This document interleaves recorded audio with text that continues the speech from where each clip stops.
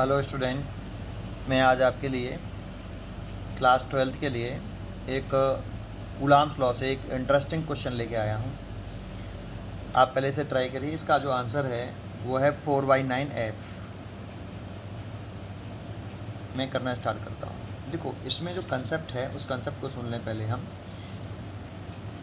पहले क्वेश्चन पढ़ लेते हैं। Force between two identical charges placed at a distance of R in vacuum is F. Now a slab of dielectric constant is 4 is inserted between these two charges. If the thickness of the slab is R/2, बस यही concept है। अच्छा, then the force between the charges will becomes। देखो, इसमें concept बताऊँ मैं आपको। अगर ये दो चार्जेस हैं, सपोज करो ये Q1 चार्जेस है और ये Q2 चार्ज है, और ये एक दूसरे से आर डिस्टेंस पर प्लेस्ड हैं। आर डिस्टेंस पर प्लेस्ड हैं, ये आर डिस्टेंस है। एक यहाँ से यहाँ तक की जो सेपरेशन है वो आर है, और इनके बीच में जो मीडियम है वो वैक्यूम है। तो दोनों चार्ज के बीच में कितना रिपल्सिव फोर्स लगेगा? तो दोनों के चार्ज के बीच में रिपल्सिव फोर्स है, कूलाम्स लॉ से हम जानते हैं, F = 1/4πε0 Q1 Q2 / R²।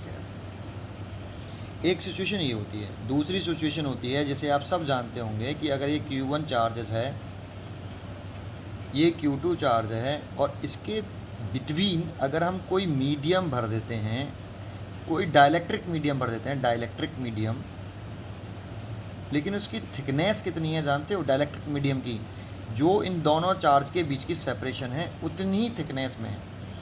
इसकी जो डाइलेक्ट्रिक मीडियम भर रहे हो इसमें, जैसे यहाँ डाइलेक्ट्रिक मीडियम भर दिया आपने ये दोनों चार्जेस के बीच में, तो उस डाइलेक्ट्रिक मीडियम की जो थिकनेस है वो इक्वल है इस दोनों चार्जेस के बीच की सेपरेशन के। तो उस सिचुएशन में आपने फॉर्मूला पढ़ा हुआ कूलाम्स लॉ का, कि अब इतना रिपल्सिव फोर्स लगेगा, तो हम कह देते हैं F' = 1/4πε0 K times what the K dielectric constant for this medium, और लिख देते हैं Q1 Q2 / R²। ये R², ये फॉर्मूला लिख देते हैं। लेकिन यहाँ क्वेश्चन कुछ अलग है। यहाँ तीसरा स्टेप है जो बहुत ही कम लोग जानते हैं। तीसरा स्टेप ये है कि अगर यहाँ हम कोई Q1 चार्जेस है और ये Q2 चार्ज है, और इनके बीच की सेपरेशन R ही है। अब इसमें मैंने क्या किया कि आधी सेपरेशन में एक मीडियम डाइलेक्ट्रिक मीडियम भरा। ये कितनी सेपरेशन भरा? इस दोनों चार्ज के बीच की सेपरेशन के आधी सेपरेशन में, दैट मीन्स R1 लिख लेता हूँ इसे, R/2 सेपरेशन में, जिसका डाइलेक्ट्रिक कांस्टेंट K1 है ऐसे।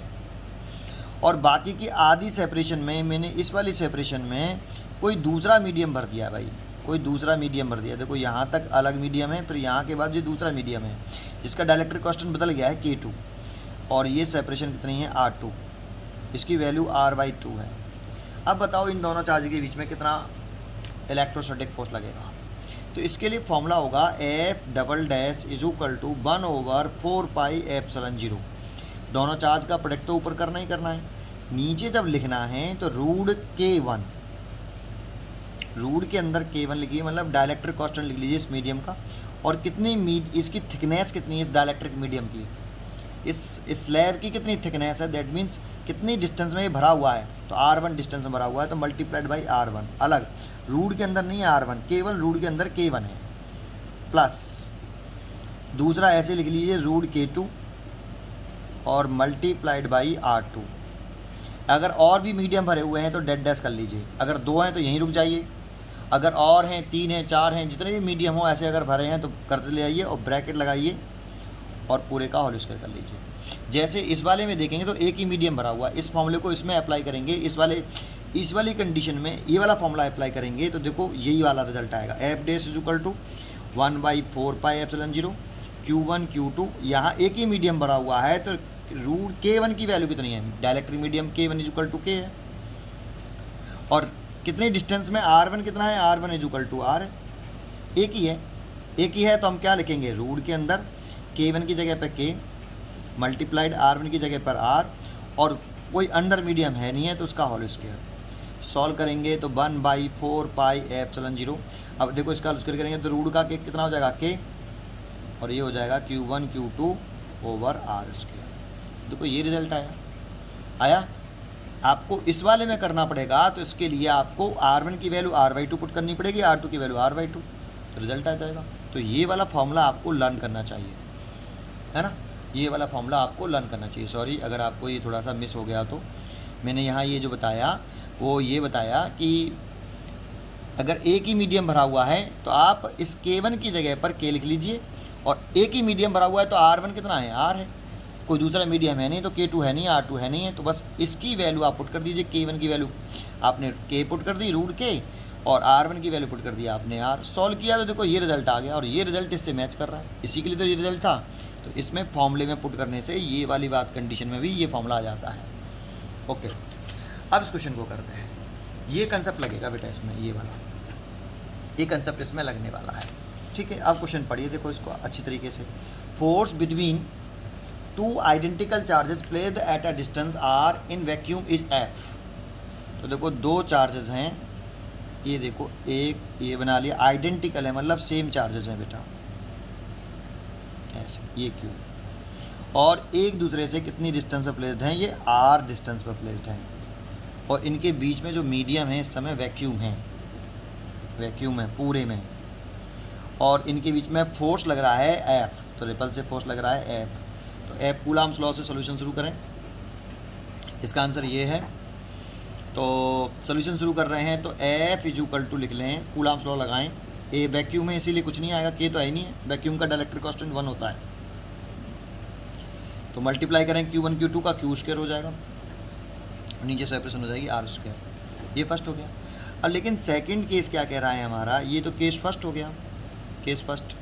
सेकंड केस में क्या कह रहा है, सेकंड केस में कह रहा है कि इन्हीं दो चार्जेस के बीच में सेपरेशन चेंज नहीं करनी है, सेपरेशन R ही है इन्हीं, लेकिन इन दोनों चार्ज के बीच में एक डाइलेक्ट्रिक स्लैब रखना है जिसका डाइलेक्ट्रिक कांस्टेंट 4 हो, ठीक है। These two charges if the thickness of the slab is R/2। अब जरा सोचो, अगर इसमें आप कहीं पे भी भर दो, जैसे यहाँ भर देता हूँ, यहाँ इसमें इस जगह पर ये मैंने भर दिया, ये एक स्लैब रख दी मैंने जिसकी थिकनेस कितनी है बेटा, ये वाली जो सेपरेशन है R2 = R/2 है। तो देखो इसका तो डाइलेक्ट्रिक मीडियम हो गया, R2 लिखा है इसीलिए K2 = K कितना रखा है 4 लिख लेता हूँ। तो कितनी डिस्टेंस में एयर होगी या वैक्यूम होगा, तो कितने डिस्टेंस में एयर वैक्यूम होगा, तो वैक्यूम होगा कितनी डिस्टेंस में बेटा। अब इसमें भरने के बाद तो R1 डिस्टेंस जिसकी वैल्यू कितनी होगी R/2, क्योंकि पूरी डिस्टेंस R थी, ये पूरी डिस्टेंस कितनी है बेटा आपकी, ये पूरी डिस्टेंस R ही है। देखो ऐसे अगर आपने इसके बिटवीन एक डाइलेक्ट्रिक स्लैब रख दिया है, अगर इसके बिटवीन एक डाइलेक्ट्रिक स्लैब रख दिया है आपने, तो इसकी थिकनेस अगर R/2 है तो वैक्यूम इस दोनों चार्ज के बीच में जो वैक्यूम वाली डिस्टेंस है वो कितनी होगी, R1 = R/2, और उसका डाइलेक्ट्रिक कांस्टेंट कितना होगा 1। वैक्यूम का डाइलेक्ट्रिक कांस्टेंट 1 होता है, ठीक है। ऐसे लिख लीजिए और फॉर्मूला लगा दीजिए, नया फोर्स न्यू फोर्स F' = क्या लिख सकते हो 1/4πε0। दोनों चार्ज का मल्टीप्लाई करना है तो Q × Q, Q² हो गया, और फॉर्मूला भी मैंने बताया था √K1 R1 प्लस √K2, और दूसरा मीडियम एयर है ना, वैक्यूम है इसीलिए R2, और इस पूरे का होल स्क्वायर, और कोई दूसरा मीडियम तो है नहीं है, दो ही मीडियम है इसमें, एक स्लैब है और दूसरे में इधर की तरफ वैक्यूम है। तो वैक्यूम कितने डिस्टेंस में होगा, अगर R/2 डिस्टेंस डाइलेक्ट्रिक स्लैब ने घेरी तो वैक्यूम होगा R/2 डिस्टेंस में अगेन। सो पुट कर दो बेटा यहाँ पे 1/4πε0, ये Q² हो गया, √K1 की वैल्यू, K1 की वैल्यू देखो कितनी है 1, तो 1 लिख लेंगे, और R1 की वैल्यू है R/2, इस पूरे का होल स्क्वायर है, प्लस K2 की वैल्यू है 4, और उसका रूट है, जब √4 लिखेंगे, चलो लिख लेता हूँ √4 मल्टीप्लाइड बाई R2 की वैल्यू R/2 है, और उस पूरे का होल स्क्वायर।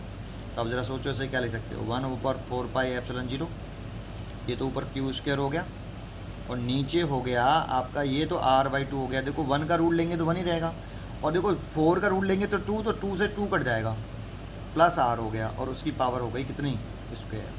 तो आप ऐसे लिख सकते हो 1/4πε0 Q² ओवर, इसको ऐड करो R/2 प्लस R, 3R/2 तो 3r/2 का क्या हो गया होल स्क्वायर। अब इसका होल स्क्वायर करके 4 देखो इसका होल स्क्वायर करेंगे तो ये जो 2 का होल स्क्वायर होगा 4 वो ऊपर पहुंच जाएगा, तो 1/4πε0 4 ऊपर पहुंच गया, क्यू स्क्वायर हो गया और नीचे हो गया 9r²।